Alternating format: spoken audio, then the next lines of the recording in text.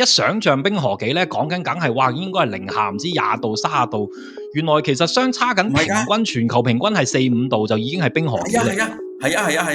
冇錯啦。嗱，大家要明白一樣嘢，平均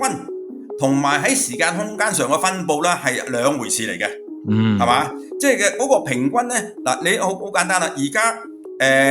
我哋地球都話平均溫度咧，比起工業革命前期咧係上升咗1.5度啊嘛。但係你諗下，呢個1.5度喺歐洲咁樣算咧？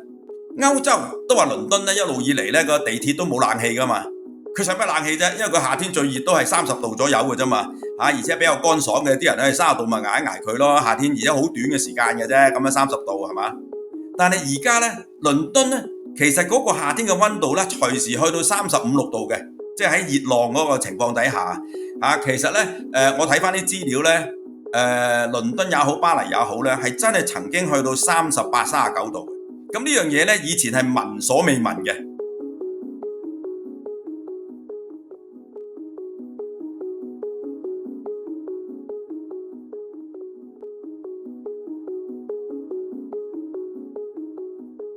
未來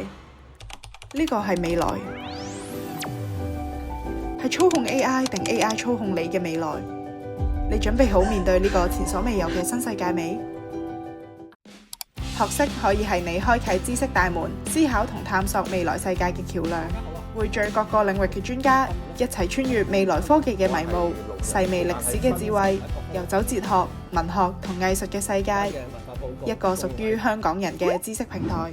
嗱，我哋好多時都會聽到咧，就會話係全球暖化緊啦。咁我哋就上一集同財哥傾嘅時候咧，都有解釋到即係全球暖化嘅一啲嘅成因啊，一啲應對方案啦。但係同時咧，又好有趣嘅喎。我哋有陣時會喺即係喺網上面又會聽到有啲人講話，其實咧根本上咧就係凍緊先啱嘅，即係科學家都話咧，其實係我哋進入緊下一個嘅呢個冰河紀㗎嘛。咁究竟其實人類係將要面對嘅係一個熱啲啊，定係一個凍啲嘅未來咧？嗱，今集咧我哋就嘗試同財哥咧再深入去傾下，就係其實冰河紀呢個概念咧，究竟係我哋人類係點樣發現、點樣理解，其實背後嘅嗰個成因，同埋最後咧，我哋就先至解答呢一個問題，就係究竟人類將會係熱死定係凍死咧？咁樣樣。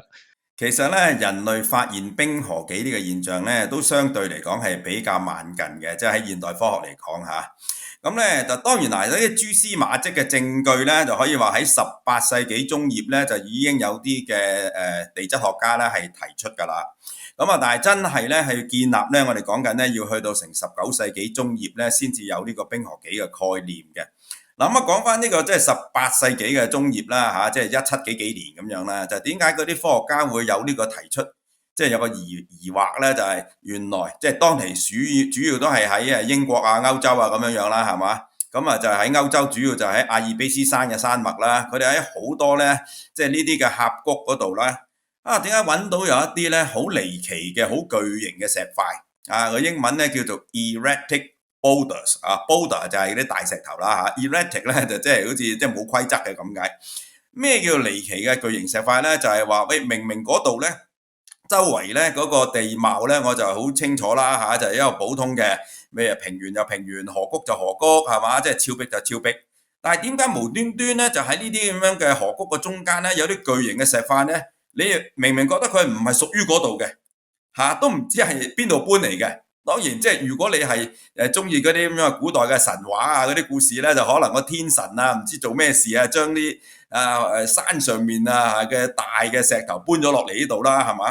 咁但係佢哋覺得好奇怪因為嗰陣時開始已經地質學就萌芽啦，咁佢哋知道晒各種唔同嘅岩石啦嘅類型咁樣啦。咁佢話點解呢度呢啲石係唔屬於呢度嘅咁巨型嘅石塊？有乜可能會係存在喺度嘅咧？周圍散佈喺度嘅咧？咁樣呢啲 erratic boulders， 咁就其實好多嘅科學家咧，斷斷續續咧係都有啲咁嘅發現同埋提出咁嘅疑問嘅。但係咧，其實好多時咧係呢啲發現做出咧，其實頭先我講到啲河谷嗰啲所謂啦但係其實呢啲谷咧唔係真係佢下面可能有條溪澗咁嘅啫，唔係大河嚟嘅。但係原來根本你一路即係溯流而上咧，佢就係上到高山嘅一啲嘅冰川嗰度。冰川咁，但係而家呢個冰川咧就喺山上面嘅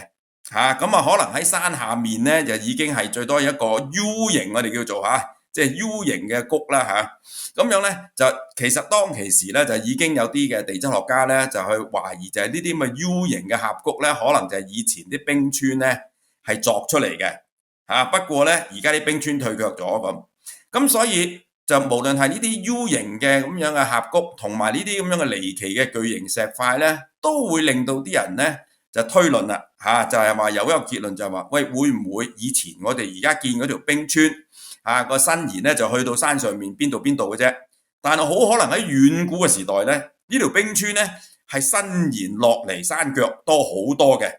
即係話我哋而家身處嘅地方可能種緊田養緊羊養緊牛嘅地方，以前可能都係冰川嘅一部分嚟嘅。咁好啦，但係當呢啲咁嘅冰川退卻嗰陣時，佢咪遺留咗一啲咁嘅石塊喺度咯因為你諗下，當嗰個冰川係生長緊，係向前推進嗰陣時，佢就有機會就將好多呢啲咁樣嘅石塊咧就推向前，或者咧就納入咗佢嗰個冰川嘅前端嗰度即係納入個冰川嘅身體嗰度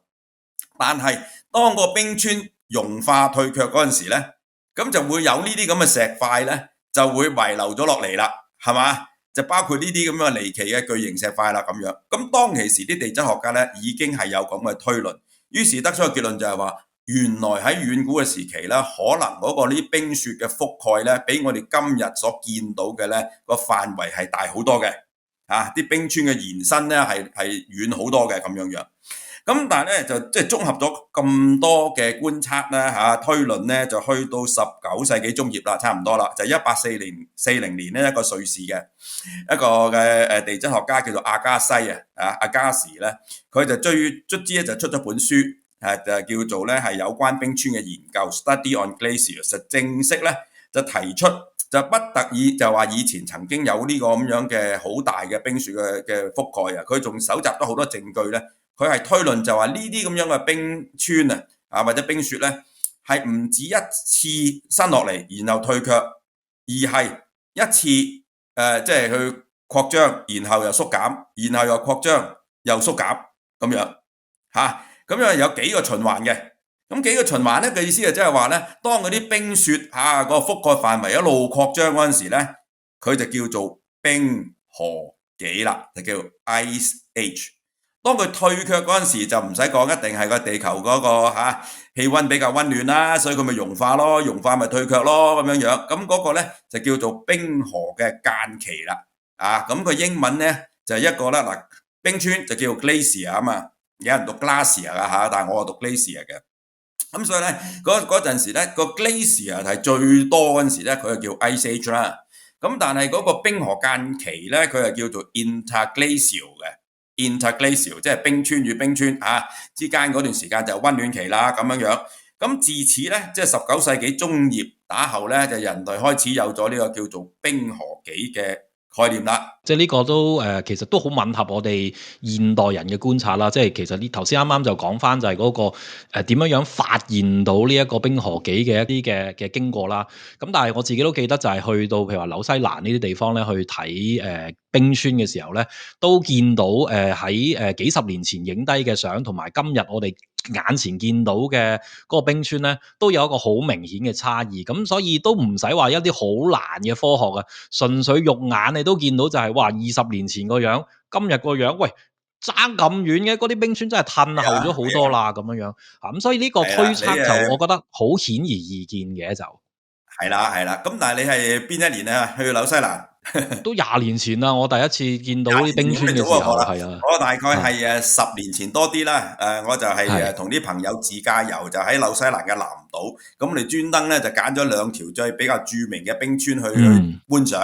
咁但係真係咧揸車上到山上邊咧就要住一晚啦，喺嗰啲 motel 啦。咁第二日咧上山，咁照計咧行個零鐘就到噶啦。嗰度咧就一個 look out 或者叫 vantage point。咁但係咧去到咧，哇！直情咧係真係失望到不得了。因為咧，即係原本話嗰度應該睇到好壯觀嘅嗰個冰川即係話去到嗰個位置啦點知原來咧佢已經係退卻到咧，真係我哋講得咩叫冇雷公咁遠即係望蒙眼咁遠咧，就係而我哋前面呢度咧，只不過係一個好大嘅湖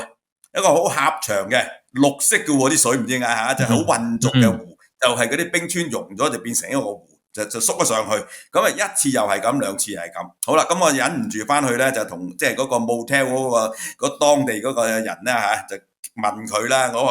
我話而家嗰個冰川溶成咁喎，我話嗰啲以前係點㗎咁樣？佢話梗唔係啦，以前靚好多㗎，壯觀啊！咁我係幾耐以前啊？佢話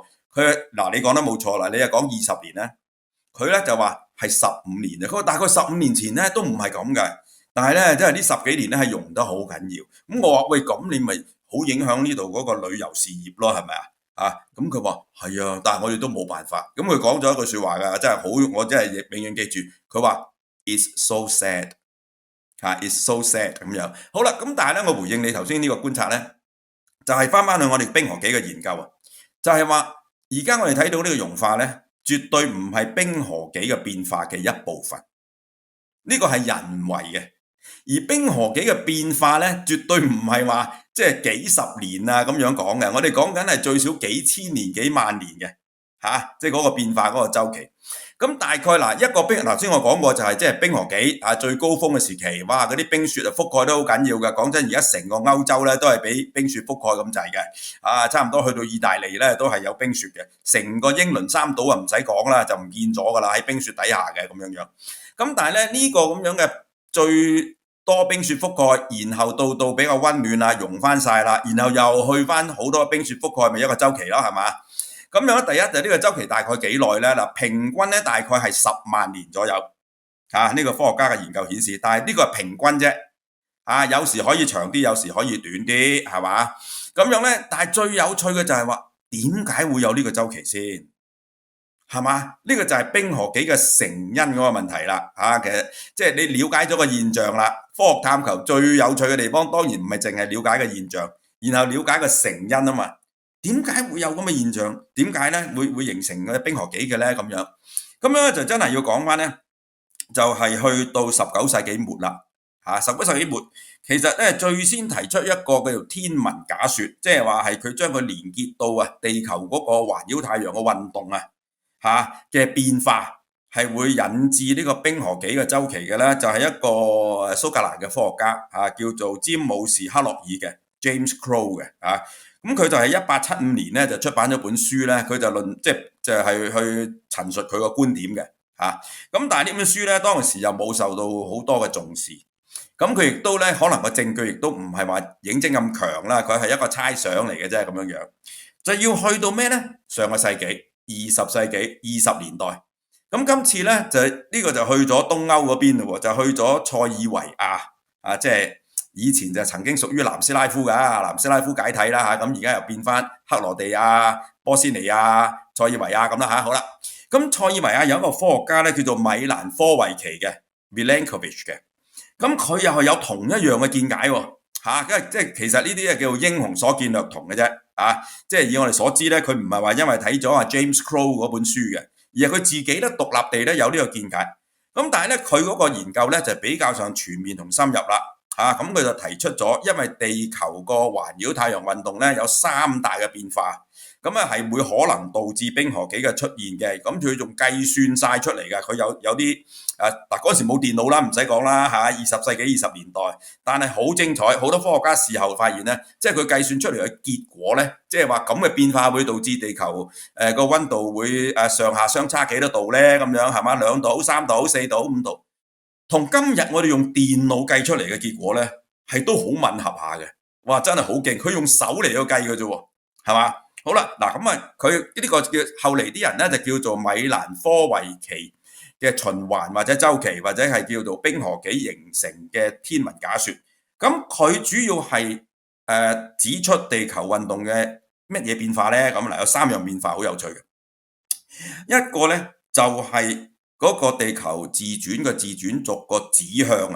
個指向嗱，因為我哋而家知道啦，我哋喺北半球啦我而家南半球咁但係呢個指向咧而家就指向北極星啊嘛，係嘛？大致上啦，唔係直指北極星嘅，其實離北極星都有1度多少少嘅，咁但係都唔緊要啦，我哋都可以用北極星嚟去揾方向啦，係嘛？即係如果你迷途夜晚就好天咁樣咁呢個就係因為地球嘅自轉軸咧指向嗰個方向就有呢一粒星啦但係科學家咧嘅研究話俾我哋聽咧，原來地球嘅運動入面有一個叫做歲差歲差叫做 precession 嘅，又叫做進動嘅一個運動咧。原來以前嘅指向就唔係指住北極星嘅。咁喺古代，即係啲人計翻轉頭咧，就係話，譬如喺呢個古代埃及起呢個金字塔嗰陣時，即係距離而家最少5000年啦大金字塔。原來當其時咧個北極星咧就唔係而家呢個小熊座嘅歐陳一，雖然我諗好少人知道而家北極星個名啦，就叫歐陳一，而係咧係天龍座入面嘅叫谷書星。天龍座咁比較少人知道啦，因為佢唔係一個好明亮嘅星座。就係話原來法老王嗰陣時叫啲人起呢個大金字塔咧，嗰個北極星當時嘅北極星咧就係谷書星，係喺天龍座嘅。咁然後再計算落去咧，就話原來再過多即係1萬年或者1萬多啲咧，北極星又唔再係而家呢個歐陳一啦，又會去變咗咩咧？哇！今次就巴閉啦，今次就會變咗咧係好接近織女星，因為織女星係一粒好明亮嘅星嚟噶嘛。咁所以咧將來咧，即係講緊萬幾年前啦我哋啲後代咧揾方向又會易咗好多啦。咁當然而家都唔使啦，我哋係咪都用 GPS 噶啦？但係即係話，如果文明崩潰咗，人類變翻原始人咁先算啦。萬幾年後嘅原始人咧，佢要揾方向咧就容易咗啦，因為個北極星就會係非常之明亮嘅織女星。OK， 嗱咁呢一個咧就係因為嗰個地球自轉軸咧個指向係會變化，最容易去理解嘅就係一個陀螺咯。大家有玩過陀螺啦，係嘛？你即係拉行個陀螺擺喺地下，佢個陀螺係不斷咁自轉，係嘛？但係你有冇留意，其實佢自轉嗰個軸都係不斷咁擺緊㗎，係嘛？一路咁樣旋轉緊㗎嘛。所以地球咧就好似一個飛舞嘅陀螺，佢嗰個自轉軸都喺度擺動嘅。咁呢個就叫歲差或者叫進動 precession 啦。咁佢嘅周期係幾耐咧？幾耐去一個圈咧？就係26000年，大概26000年咧。佢就一個圈啦，咁你知陀螺啦，幾秒鐘可能佢就一個圈㗎啦，1-2秒係嘛？但係我哋就要26000年，呢個第一個就米蘭科維奇指出嘅。因為好多時我哋會理解就係春夏秋冬每一年年復一年咧都係一樣咁樣嘅，咁但係其實原來咧係有微微嘅一啲嘅偏差咁樣，咁所以呢一個大嘅循環。就裏邊就每一年有一個循環，然後每一日有一個即係一日嘅一個循環，咁所以其實我哋呢個地球咧係喺呢個宇宙裏邊係有好多好複雜嘅一啲嘅機制。冇錯。咁除咗呢一個嘅大循環會影響到出現到冰河期之外，係咪仲有一啲其他嘅因素咧？係冇錯冇錯，因為米蘭科維奇呢個天文假說咧，佢當時主要指出啦係有3大嘅變動嘅。咁頭先我哋講咗咧，就係嗰個地球自轉軸嗰個擺動啦，個指向啦，咁我哋呢叫歲差啦。但係呢個歲差咧都要講一講啊，就係最先發現呢個歲差咧，其實係中國人應該咧就係嗰個科學家叫做祖仲之嘅。都隔而家成1000幾年嘅啦咁但係後嚟咧就西方都係有發現，但係遲過中國嘅因為佢即係觀察天象嗰陣時咧，佢發現呢樣嘢叫 precession 好啦，咁但係第二樣米蘭科維奇指出嘅咧，就係我哋自轉軸嗰個傾角啦。咩叫傾角咧？其實就係指咧地球環繞太陽啦，係有個平面啊嘛。呢個平面我哋叫做黃道面啦，係嘛？好啦，咁但係咧，如果嗰個自轉軸係同呢個黃道面係即係成90度嘅話咧，咁就即係話個傾角就係0嘅，即係冇傾角即係佢係垂直於黃道面。但係事實上唔係啊嘛，我哋地球自轉軸咧，其實係同呢一個嗰個垂直軸啦，即係黃道面嗰個垂直嗰度咧，係成一個角度，呢個角度咧就係23度半左右。其實呢個正正就係地球上面點解有季節變化啊嘛。係嘛？就係春夏秋冬嘅形成咧，就係因為我哋個地軸咧係傾斜嘅咁樣。咁但係原來米蘭科維奇亦都發現咧就當然佢都係憑呢個天文學家嘅觀察啦嚟去發現啦。原來呢個傾角咧唔係永遠都係呢個數值嘅，即係話23度半嘅。原來咧佢可以咧係大到咧係24度半咁如果24度半嗰陣時咧唔使講啦，就嗰個嘅季節性嘅變化咧，就應該比我哋而家所感受到嘅咧，仲會大啦，劇烈啲啦，即係春夏秋冬。但係咧，有時佢又會細啲嘅喎，就係22.1度，22.1度係嘛？咁所以咧，呢個就係一個嘅傾角嘅大小嘅變化咧。咁佢又嗰個週期係點咧？有趣嘅，其實佢係比呢一個歲差咧就仲耐啲嘅，係41000年。歲差大家記唔記得？頭先講就係26000年一個週期啊嘛。歲差。咁而家呢一個咧，其實有個學名叫章動嘅，章就文章嘅章。英文咧叫做 nutation 或者叫 nutation 啦，我都唔肯定啊，就係 Nutation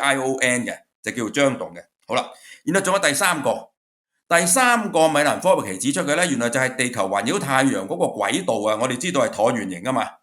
雖然呢個橢圓咧其實就好接近圓形嘅，但係我哋都有所謂近日點同埋遠日點啊。但係有趣嘅咧就係話，原來我哋咧每年嘅近日點咧其實就係1月嚟嘅每年嘅遠日點咧就係7月嚟嘅。咁大家會話咦，1月即係喺北半球嚟計啦，就冬天嚟噶嘛，好凍啦，係嘛？但係其實原來我哋當其時係最近太陽嘅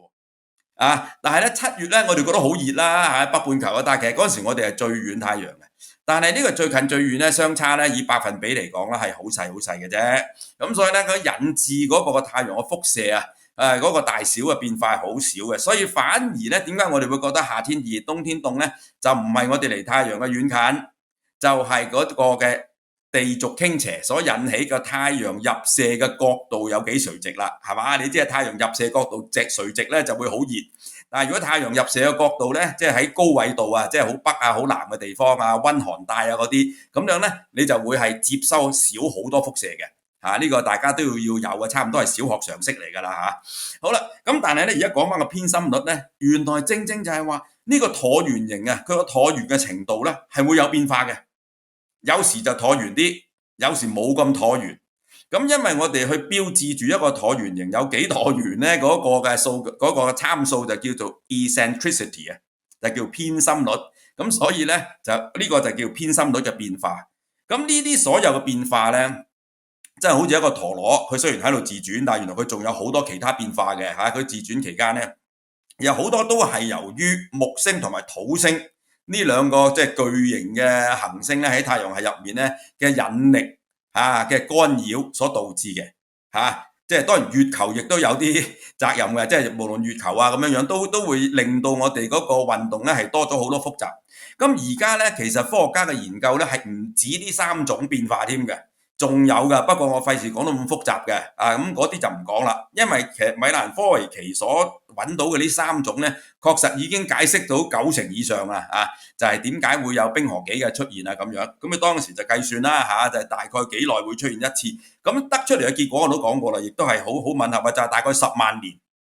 就會出現一次啦咁樣。咁但係咧當然中間係有變化㗎，因為佢仲有一個因素咧係會影響嘅，就係板塊構造底下嘅大陸漂移你知地球上面嗰個咁嘅大陸咧嗰個分佈咧唔係永恆不變㗎嘛，即係而家嗰個咩7大洲5大洋睇世界地圖就咁啫。但係譬如你幾百萬年前、幾千萬年前、幾億年前咧，其實係唔係咁㗎嘛就係因為有大陸漂移。咁呢個大陸漂移咧確實又會影響㗎喎。即係影響呢個冰河紀嗰個即係退卻形成咁樣，因為個陸地同埋海洋咧嗰個吸熱同散熱嗰個速度都好唔同嘅，個性質都好唔同噶嘛。咁所以其實好複雜所有都要計晒喺度啦。好啦，咁但係咧，其實米蘭科維奇呢個咁嘅假說咧，佢20年代啦係提出嚟咧，我諗佢到死嗰陣時佢亦都好失望啦，因為係冇受到重視嘅，即係學術界咧就亦都好少人知道嘅。因為你知塞爾維亞嗰陣時都係比較上落後你唔係講緊倫敦巴黎啊嘛，係嘛？好啦，咁但係差唔多係要去到真係上個世紀70年代咧，先至有啲科學家咧，即係喺研究呢個問題嗰陣時咧，就再揾翻出米蘭科維奇呢個理論咁然後再去研究先發覺，咦唔係喎，原來米蘭科維奇都已經差唔多解答咗呢個問題咁滯㗎咯喎，係嘛？咁我哋而家只係再將佢即係推前一步咁解，咁令到咧啲人咧即係重新認識呢個米蘭科維奇嘅假說，就係話原來冰河紀咧就咁嚟嘅咁樣我哋即係嗰陣時講緊係一個假說啦，咁但係而家我哋其實就累積咗好多嘅實際嘅一啲嘅數據，可以話印證到呢一個嘅呢啲咁複雜嘅機制，因為可能有好多人都聽到，哇個宇宙咁鬼複雜，咁多機制，你係咪真㗎？呢啲嘢有幾確據咁樣？咁而事實上咧，即係咁我諗補充一點就係，其實我哋個地球又真係我會話係一個好幸運嘅一個星球嚟嘅。即係大部分情況底下咧，我哋係一個好穩定嘅一個週期春夏秋冬都算相對分明如果你放眼望整個宇宙咧，有地球呢個咁幸運嘅一個嘅星體嘅，真係好少，極少極少。啱啊啱啊。咁但係其實背後就係由一個咁多咁複雜嘅機制，都能夠孕育到我哋一個相對嚟講，我哋感受上邊咁穩定嘅一個情況。即係依家我哋個星球就係處於一個咁樣嘅情況咯。咁所以我哋真係要非常非常之珍惜咯嚇。我哋而家成日話咩要揾地球2.0啊咁樣樣係嘛？即係而家啲科學家咪已經係發現咗好多呢啲叫地外嘅行星或者叫系外行星啊，英文叫做 exoplanet 啊咁樣樣嚇，成日都引起好多人嘅好關注、好興奮啊咁樣。咁講真，如果純粹從科學探求呢個角度咧，呢個咁嘅興奮係啱嘅。但係如果你話將來可以成為人類嘅第二家鄉咧，我就覺得太渺茫啦呢樣嘢。係嘛？好啦，嗱咁講翻冰河紀先啦。其實冰河紀頭先我講過咧，就話即係佢個週期平均大概10萬年啦嚇，由最凍去到溫暖，又去翻最凍咁樣樣咧。咁我哋咧最有趣嘅就係最近呢個啦。咁最近呢一個咧，即係過去講緊幾百萬年都有呢啲冰河紀啦。最近呢一個咧，其實個高峰期咧大概係2萬或者2萬幾年前啊。哇！嗰陣時係最凍，同埋嗰個冰雪嘅覆蓋咧就係最犀利㗎啦。咁但係隨住呢個咁樣嘅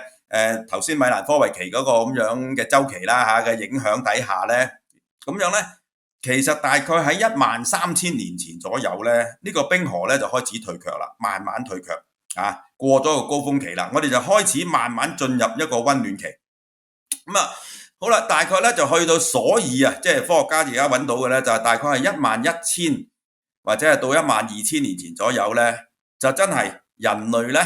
就開始進入呢個農業嘅時代啦嚇，因為即係喺冰河紀嗰陣時，就算你幾聰明都好，你根本冇咁樣嘅條件嚟去進行呢個農業啊，係嘛？咁嗰陣時咧，所以亦都人類又冇呢個發明話，原來啲咁樣嘅你採集呢啲嘅野生嘅果實啊，或者穀物啊諸如此類咧，原來唔使去採集，我哋自己種都得嘅。咁但係呢個咧就真係要到嗰個自然嘅環境配合。所以大概咧就去到11000年前左右咧，人類就正式進入呢個農業社會啦，農業時代。咁到而家啦，其實最早嘅城鎮咧，其實即係科學家揾到咧，都已經接近1萬年㗎啦嚇。咁當然頭先講過啦，差唔多一半嘅時間咧，所以我哋覺得古埃及好古老，但係古老得嚟咧，其實係一半嘅啫。因為大金字塔咧興建而家就5000年但係農業革命到而家咧已經超過1萬年啦。好啦，咁5000年到而家啦。但係到而家咧，其實科學家咧就已經又係根據呢個咁而家有晒呢個超級電腦啦嗰啲咁嘅 super computer 嚟去計算啦，你建立好多模型啊，嗰啲好多算式啊擺入去啦咁樣樣。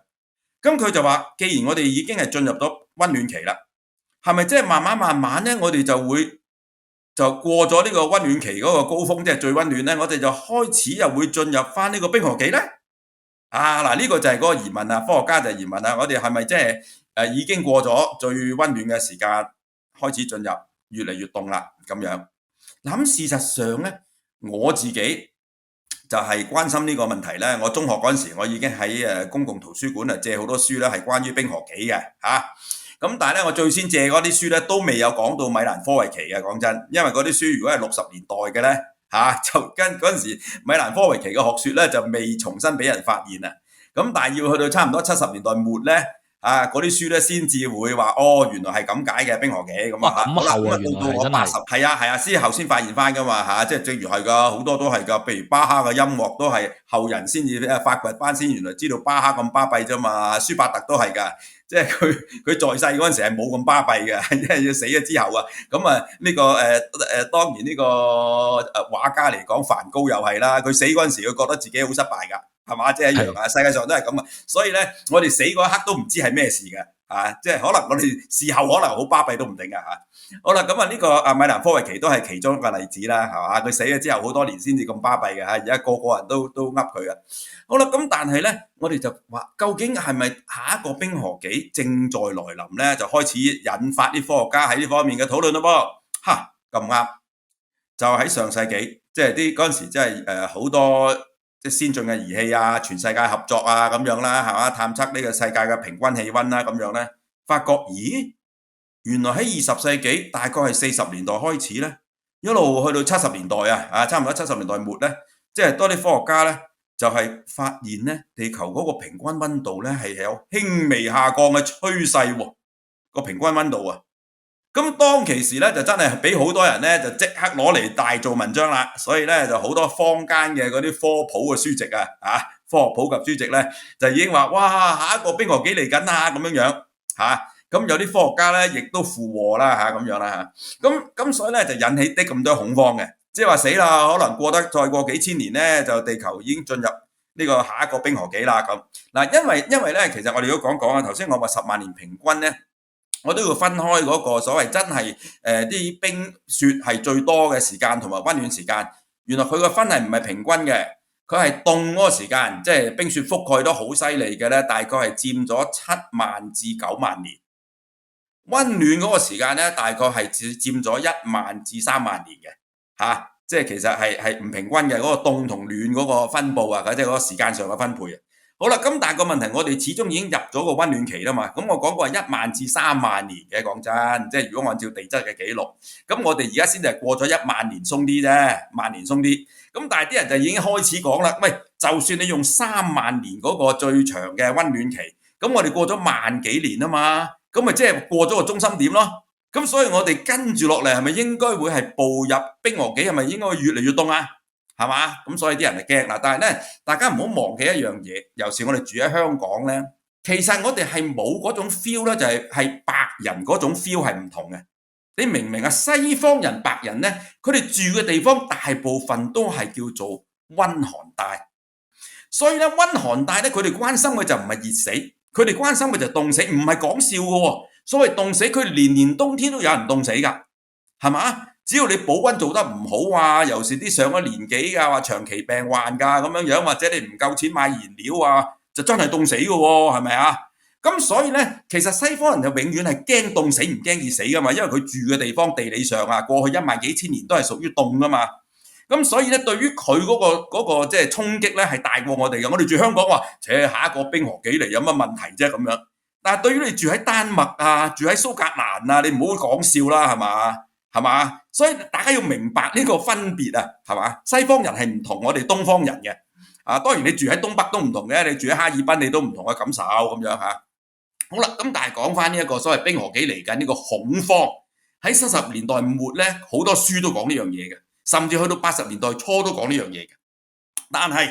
真係80年代初咧，上次我都講過啦，即係講全球暖化嗰樣嘢啦因為最先咧喺一個正式嘅權威性嘅一個科學雜誌上面發表一個科學論文，係講到全球暖化危機嘅咧，就係1981年由美國太空總署科學家詹姆士漢森 James Hansen 同埋聯同其他科學家所發表嘅一篇論文啊嘛，就喺 Science 呢本雜誌上面嘅，就係1981年喎。但係1981年咧開頭都冇受到咁多人重視嘅，佢要去到1988年咧，即係詹姆士漢森被召去喺美國嗰個國會就係一個聽證會入面作證咧，就真係先至引起比較多人嘅關注，就即係話哇全球暖化原來嚟緊啦咁樣，咁講緊1988喎，係嘛？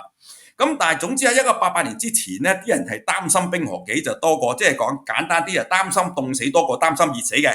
好啦，咁但係而家就唔使講啦如果大家尤其是即係聽咗我同阿啟明你上一次嗰一講咧，就唔使我再多講噶啦。但係奇就奇在點解當其時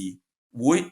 上世紀40年代到70年代大概30年左右啦係會有個地球明明嗰陣時二氧化碳嘅含量都係上升緊嘅喎，其實係嘛？因為自從工業革命以嚟，我哋大量燃燒化石燃料，特別係之前嘅煤啦。其實二氧化碳都係上升緊㗎，點解嗰段時間會反而降溫咁有趣嘅咧？係嘛？係咪又係推翻咗全球暖化呢個論述咧？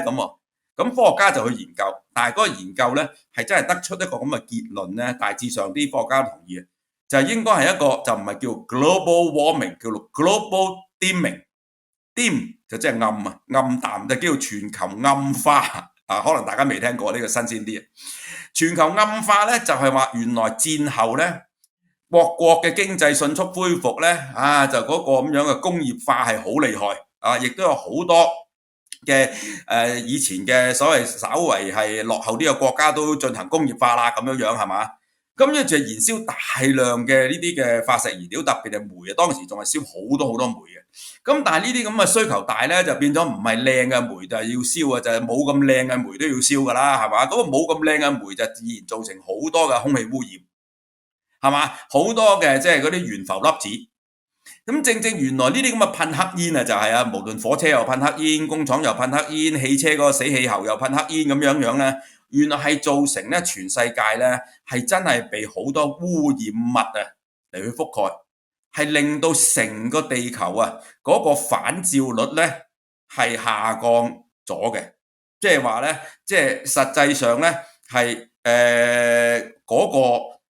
入射嘅陽光到達地面係少咗。係因為俾啲污染物遮擋咗，所以整個嚟講咧，嗰個地球咧係暗咗，可以咁講嚇，就叫 global dimming，即係講喺外太空睇入嚟啦嚇，有個外星人揸飛碟，咁當其時嚟睇地球咧，咦地球暗咗少少喎，咁雖然我哋暗咗少少，可能係講緊幾個 percent 嘅啫嚇，但係原來呢幾個 percent 咧已經足以令到咧嗰幾十年入面咧，地球嘅平均氣温咧係下降咗0.0幾度喎，喂0.0幾度都好巴閉㗎啦，講真。係嘛？即係我講地球嘅温度平均啊嘛，講全球全年嘅平均啊嘛，應該係好穩定啊嘛，係嘛？咁但係點解會即係下降咗0.0幾度，差唔多0.1度啊咁樣咧？咁當其時啲人唔明啊嘛，即係不知就裡，佢就裝入咗呢個米蘭科維奇數啦，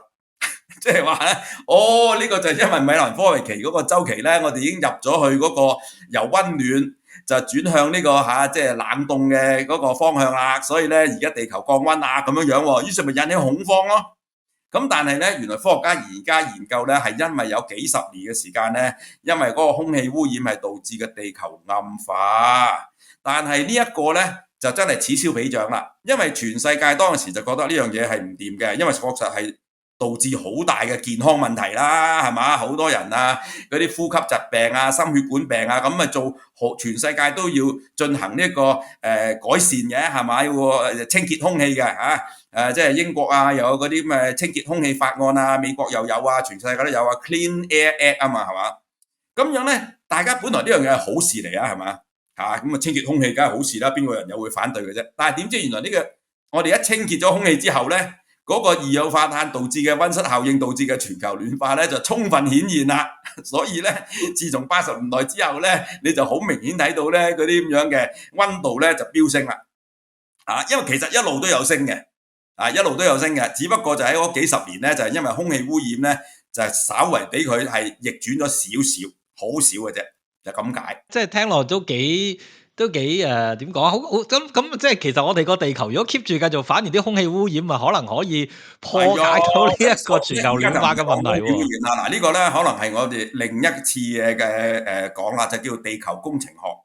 地球工程學啊，叫 geoengineering 啊，唔係就係話，不如有啲人話啊嘛，而家我哋喺大氣高層啊，喺呢個平流層啊，滲大量嘅硫化氣溶膠啊 ，sulfate aerosol 硫就 sulfur 啦硫化氣溶膠就增加地球嘅反照率，咁啊令到咧入射嘅太陽嘅光線嚟到地面嘅就減少，咁啊令到地球降溫，將地球降溫已經有人講㗎啦講咗好耐㗎啦不過而家係好爭議性嘅呢個建議咁我哋今日都唔探討呢個問題住啦你講翻冰河紀先啦。咁講翻冰河紀咧，就而家咧其實我哋擔心嘅咧就唔係凍死，我哋擔心嘅好明顯就係熱死，係嘛？咁仲不得已喎，其實我都係大概係10年8年前咧，我睇咗一本書，嗰本書咧其實係一個地質學家專係研究古代嘅氣候啦嘅古氣候就係 paleoclimatology 古氣候學。咁佢咧就進行咗個研究咧，就而家都已經俾好多其他科學家嚟去引證㗎啦，證實㗎啦。咁但係當時我睇嗰本書咧，我都好震撼，真係好驚訝。佢話如果按照而家人類過去嗰100幾200年係擺咗喺入我哋地球大氣層入面多咗嘅二氧化碳嚟計算咧，因為已經多咗好多啦。我哋都講啦，其實喺工業革命前期咧，二氧化碳嘅含量喺大氣層係280個 ppm 左右啊嘛，但係咧而家咧已經係講到去到425個 ppm 咁滯㗎啦而且我哋即係可望將來咧隨時都會過呢個500個 ppm 㗎啦，真係好恐怖嘅真係。好啦，咁但係喺短期內可見嘅將來咧，我哋真係諗唔到有咩辦法咧係令到呢一個咁嘅二氧化碳嘅含量係降翻低嘅，即係你將喺大氣度吸翻啲二氧化碳入嚟喎咁你話談何容易啊？好啦，但係呢個科學家咧個研究就顯示佢就係話，假設我哋聽日就能夠唔知有咩魔法都好啦，我哋就停止所有嘅二氧化碳嘅排放，唔再即係少少都唔排放即係或者其他溫室氣體都係。但係而家已經多咗出嚟嘅喺大氣層入面嘅二氧化碳咧，係仍然會令到地球繼續升溫，仍然繼續升溫嘅。有好多科學家計算咧，係點都要超過1度噶啦咁所以咧，但係原來呢啲咁嘅升溫同埋之前嘅升溫咧，而家我哋都知道講緊係已經升咗1.5度啦，比起呢個工業革命前期咁你再升1度幾，就可能升2度幾3度噶咯喎，係嘛？佢話原來呢個升溫咧係已經足以打亂咗米蘭科維奇呢個周期嘅，因為科學家計算過咧，原來米蘭科維奇嘅周期佢係喺冰河紀同埋唔係冰河紀咧，其實講緊地球嘅平均溫度嘅差別咧，係大概係4-5度或者5-6度左右嘅咋，即係嗰個平均溫度呢個4-5度5-6度咧，已經足以令到我哋究竟係喺一個冰河紀亦或係一個溫暖期噶啦好啦，咁但係如果因為即係人類工業革命以嚟加多咗個二氧化碳喺大氣層咧，已經擾亂咗呢個周期咧，咁呢個科學家嘅結論咧就係話，即係再講得誇張啲，唔好話聽日直情係停放，而係聽日所有人都死晒突然間人類滅絕但係並不表示地球係可以即刻回復翻到以前咯，唔係而係話咧，其實地球會繼續暖落去，而咧下一個冰河紀咧已經係被取消咗啦。因為咧喺我哋一般人嘅印象裏邊咧，其實冰河紀咧，尤其是啲可能啲卡通咁樣咧，都係話啲長毛象喺個冰天雪地嘅一啲地方咁樣嘅情景。一想像冰河紀咧，講緊梗係話應該係零下唔知20度30度，原來其實相差緊平均全球平均係4-5度就已經係冰河紀嚟。係冇錯啦。嗱，大家要明白一樣嘢，平均同埋喺時間空間上嘅分佈咧係兩回事嚟嘅，係嘛？即係嘅嗰個平均咧，嗱你好簡單啦。而家我哋地球都話平均溫度咧，比起工業革命前期咧係上升咗1.5度嘛。但係你諗下呢個1.5度喺歐洲咁樣算咧？歐洲都話倫敦咧一路以嚟咧個地鐵都冇冷氣噶嘛，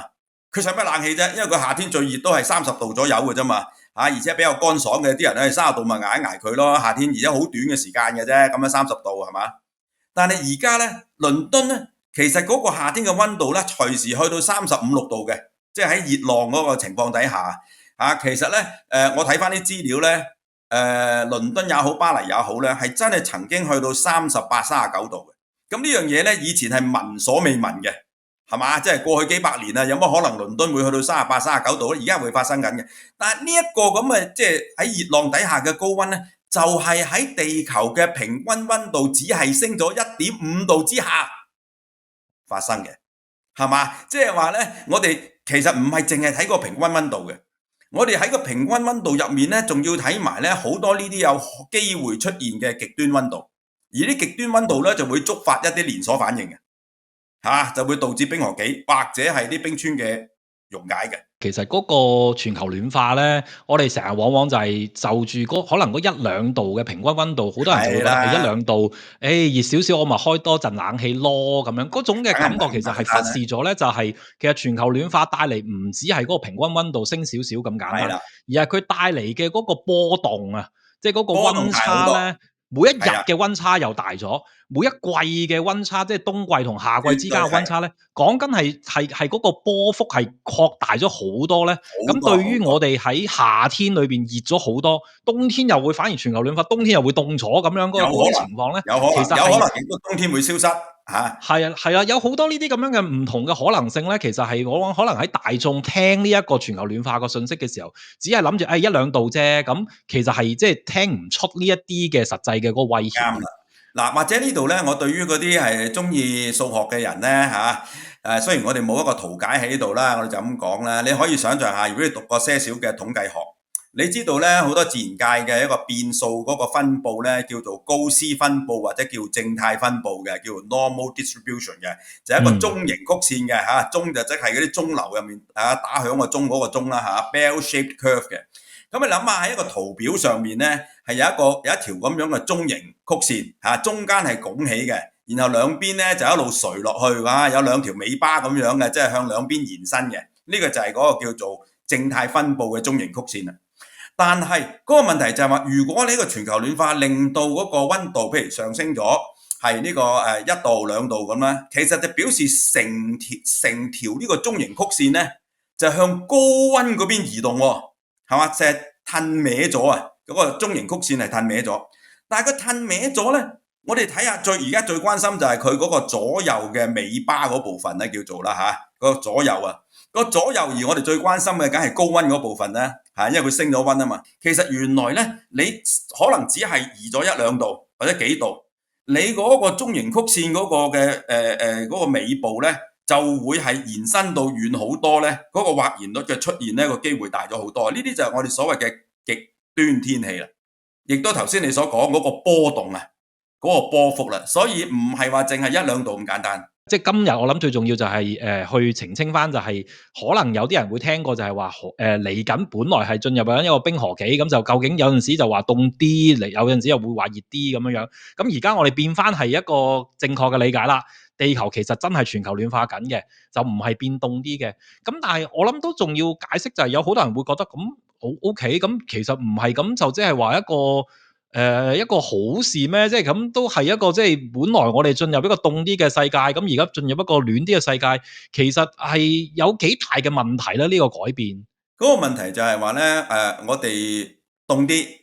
嚇，好似係好事啦，係嘛？即係你話可以呢個冰河期來臨嚟去抵消翻呢個全球暖化咧，咁樣樣係嘛？咁但係個問題，我哋講緊嘅咧就係嗰個時間嗰個尺度啊，係完全係兩回事嚟噶嘛。即係話呢個冰河期嗱，就算唔係話即係頭先我講話已經取消咗啦嚇，就算我哋真係正在進入一個冰河期咧，我哋係講緊就係1萬幾千年嘅事嘅。係嘛？但係而家咧，全球暖化帶嚟嘅呢啲嘅災劫咧，各種嘅災難咧，我哋講緊係幾十年嘅事啊，甚至係10幾年嘅事啊，所以咧兩樣嘢係不能相提並論嘅。係啦，咁所以我哋上一集都已經講咗好多關於全球暖化帶嚟嘅問題啦。咁或者最後呢度可以都呼籲一下啦，就係其實財哥應該嚟緊會喺學識有一個嘅課程去同我哋詳細講解多啲。更加深入去講解全球暖化啦，成個地球科學嘅背後嘅一啲嘅科學理論啊，甚至乎拆解一啲提出一啲嘅可能方案咧，去幫我哋人類去走出呢一個嘅呢一個困境咁樣樣啦。財哥會唔會最後講多兩句介紹一下呢個課程啊？呢個課程咧就有成10堂咁多嘅。咁樣咧就每堂咧就應該係個零鐘咁樣樣啦。咁但係我每一個咧，我而家平均做嘅 PowerPoint 咧，都起碼70-80張 slides 嘅，有時80幾嘅。咁所以咧，其實你講緊咧，如果10堂咧，講緊係800幾張 slide 噶啦嚇，800幾張 slide， 所以咧個內容係非常非常咁豐富嘅。咁啊，正如你頭先都講過啦，即係我所涵蓋嘅就唔會淨係個科學嗰部分啦。科學固然係好重要啦，我會講好多嘅，但係咧更多係會講到政策嗰部分咯。咁希望能夠幫助大家去理解呢個當前真係一個最重要嘅問題。好啊，咁啊有興趣嘅朋友，大家可以喺學識網站上邊去留意下啦。咁我哋今集講到呢度啊。